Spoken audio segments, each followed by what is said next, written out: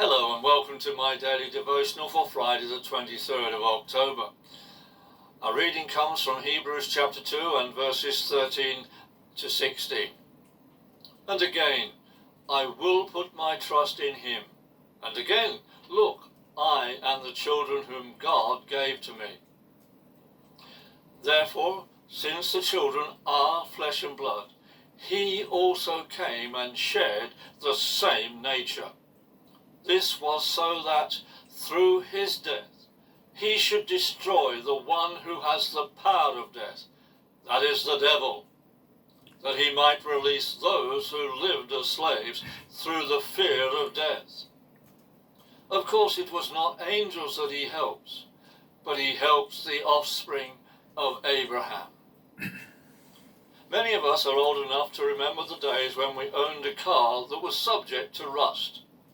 These days, vehicles are made to resist rust. There were various methods of dealing with rust. Some were effective in destroying the rust, others were less effective.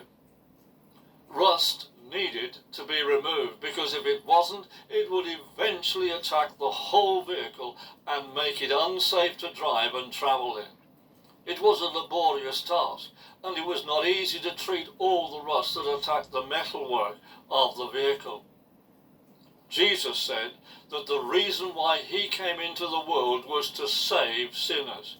That was his primary task. In order for him to save us sinners, he had to deal with sin, the sin that attacks humanity.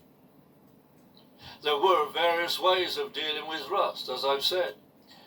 There were a number of products that could be bought to deal with it. However, there was and is only one way of dealing with sin. It was and is Jesus. He came with the most powerful and effective way of dealing with sin. It was the way of him going to the cross and dying there to pay the price of our sin. It is in the death and resurrection of Jesus that we see the complete remedy for the sins of the whole of humanity.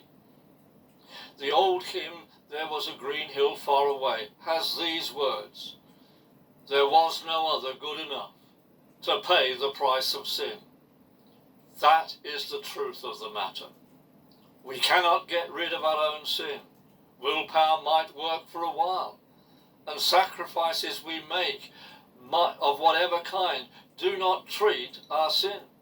Only Jesus has the power to deliver us from our sin and its consequences. As we confess our sins to him, we have his assurance that he forgives us and cleanses us. Let his praise always be on our lips for the great salvation he brings to us. Have a great day.